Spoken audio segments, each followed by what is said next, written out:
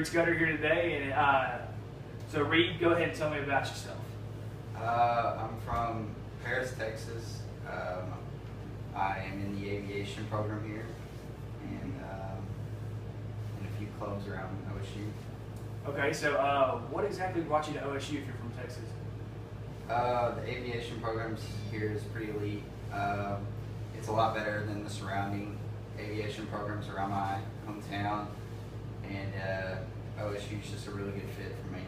Okay, so cool. So you're an aviation major. So tell me about aviation. Like, what is it that intrigues you about flying? Ever since I could remember, I've been interested in flying, and I've been around the business for a while. My parents traveled a lot. My mom was a flight attendant, and I just always wanted to fly for pay. It's just a hobby, and it's a good hobby. So. Okay, so cool. So you're interested in flying. It's obviously something that you enjoy. So tell me about like your parents and their role in your flying. Yeah, my parents are real supportive of me flying. Ever since I brought up the idea, they've encouraged me, and they really just want me to do whatever I love to do. So that really helps.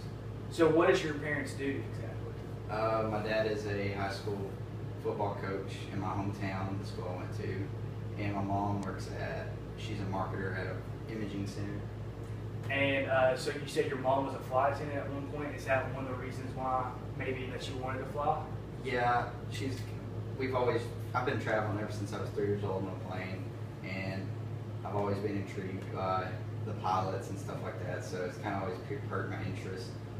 And my mom has some connections with the airlines, so that kind of helps.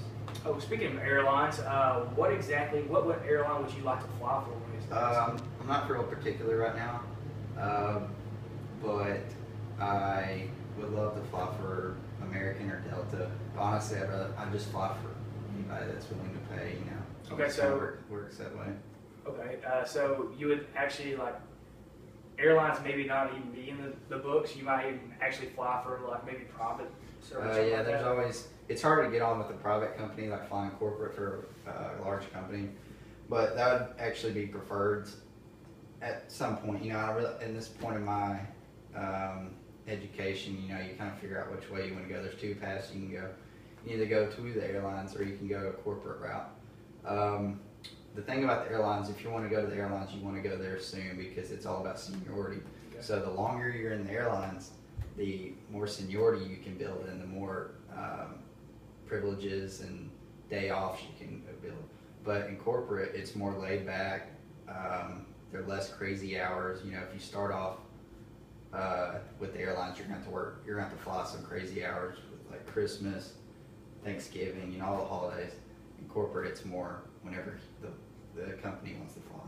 Okay, cool. So tell me about the private license. Is it a little bit more difficult to get? I mean, private fly for a private company. Is it more difficult for that, or? Yeah, you get for that. I mean, there's a lot of people putting in applications to there, and what the company wants is usually someone that has a lot of flight time or good connections. You have to build connections, kind of like with everything else in this world. You always have to network, and that's how flying corporate or private, you have to build connections.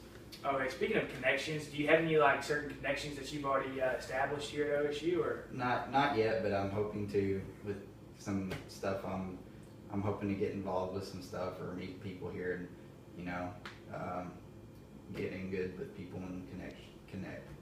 Okay, so obviously you're here at OSU. You're not flying airline planes at this time. So what kind of planes do you fly right now? Right now, I'm finishing up my private. I only have left is my check ride, and then I start instrument. So what they have right now with all the private students, we fly the Cessna 152, which is the smallest plane in the fleet. And after I get that certification here in the next week, I will move up to the Cessna 172, which we have quite a few of those. That's our most popular here on school. And then after that, you work on your multi-engine, which we have a Piper Seminole, 2 Piper Seminoles, and we also have a Cessna 182 for the students that are far along with their multi-engine or their higher up ratings. Okay, so go ahead and tell me, like, what is the difference in flying, like, maybe a jet and maybe flying, like, one of the single-engine planes that you're flying? Oh, there's many different things, but one of the main things is the planes we fly are more like their engines are almost like a motorcycle. I mean, they're not as complex. Of course, they're driven by a propeller, which is, they have everything a car has, carburetors. I mean, they have just a normal, kind of like just a normal engine, and then jets, they run off, of course, jets, which are more horsepower. They can fly way a lot higher altitudes than Okay. a normal plane. So you definitely know all the things about planes, and you seem like you probably fit pick the right major for yourself. And anyways, it was nice meeting you and nice talking to you. Thanks for the interview. Thanks for interviewing me.